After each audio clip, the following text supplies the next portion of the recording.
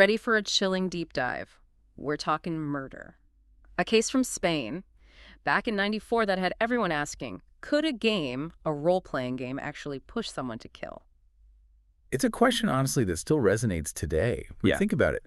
The power of games, of fantasy, to blur the lines with reality, it's unsettling. Absolutely. And the case we're unpacking, it's called the role-playing game Murder. And let me tell you, these articles you shared, they paint a disturbing picture. We're talking court documents, psychological profiles, even chilling excerpts from the killer's diary. And this was so fascinating about this whole thing. This wasn't just some open and shut case. It became this huge symbol, this focal point for all these anxieties people had about violence.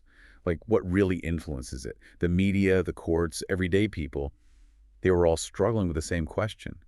Can a game, something created for fun, actually make someone cross that line? Take a life. It's like that classic debate, but with incredibly high stakes. Does art, in this case a game, imitate life? Or is it the other way around? But here's the thing. A man is dead, and the answer is far more complicated than a simple phrase.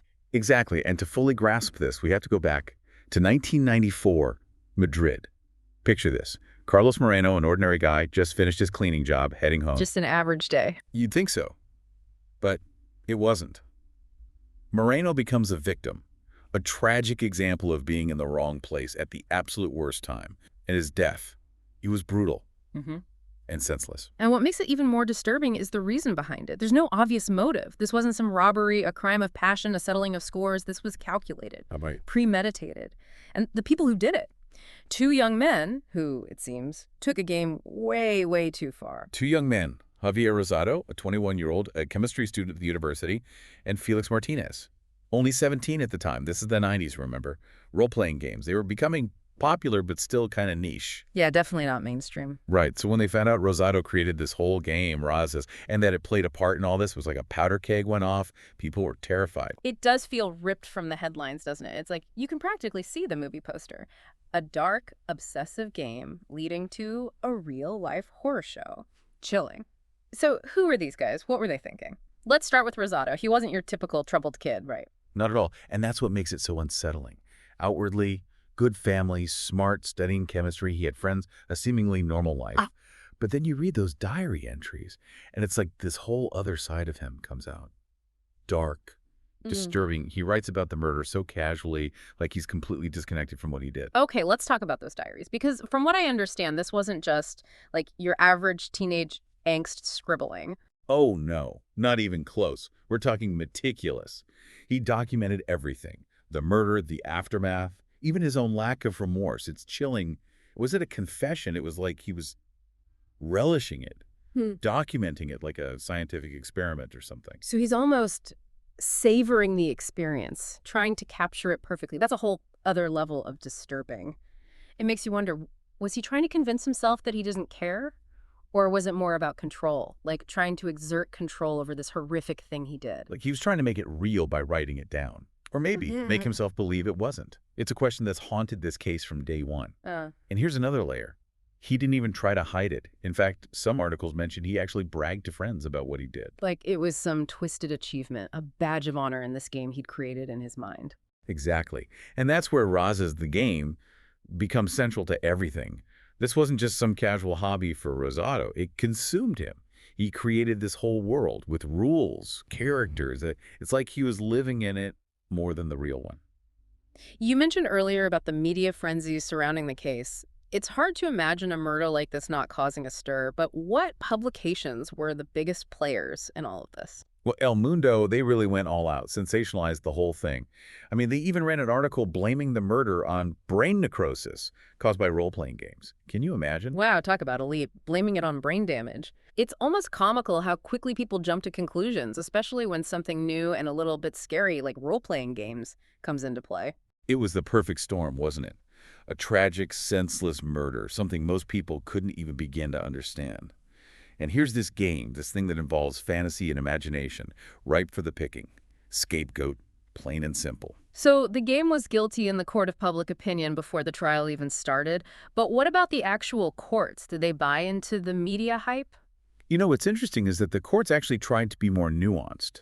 They didn't ignore the role-playing game, but they didn't solely blame the murder on it either. There were psych evaluations, expert testimonies, a real attempt to understand what was going on with both Rosado and Martinez. So trying to unravel the why of it all, that makes sense.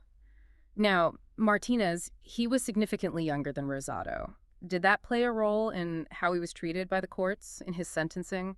Yeah, I mean, being 17 and caught up in something so awful, it's hard to fathom. Did they see him as more of a follower than the one calling the shots? It definitely seems that way. The courts, they took their age difference into account. They Wow. kind of painted Martinez as being under Rosado's influence, which, let's be honest, tracks with everything else we're learning about Rosado, the need for control, the planning. Martinez ended up getting a lighter sentence, 12 years. Yeah. But still, the courts made it clear both of them had to be held accountable. 42 years for Rosado, 12 for Martinez. It really puts the gravity of the crime into perspective, but it makes you wonder, how did this case impact things back then? Did it change how people saw role-playing games in Spain? Oh, absolutely. It was huge. I mean, you couldn't even talk about role-playing games without this case coming up. It's like this dark cloud hanging over the whole thing. Parents were afraid, understandably so. And you even saw it reflected in movies, TV shows. This fear, this anxiety about games. It's amazing how one event, twisted by the media, can have such a ripple effect. It makes you think about the responsibility that comes with storytelling. But going back to Rosado and Martinez, what happened to them after the sentencing? Did they ever, truly show remorse for what happened to Carlos Moreno? Well, Martinez served part of his sentence, got released. From what I gathered, he's been laying low ever since, trying to live a normal life. Rosado, though, that's a different story. There were rumors, letters, maybe even an attempt at an apology. Mm-hmm. But many people saw right through it, like it was all just a tactic to get out of prison early. So, even after all these years, the heart of the mystery remains. Was it the game? Did it really blur those lines between fantasy and reality so much that it led to murder? Or was it, as you said earlier, just an easy scapegoat for something much darker within Rosado himself? Right, and that's the question that sticks with you, isn't it? The more you dig into these sources, the more you realize how complicated it all is. Human behavior, motivation.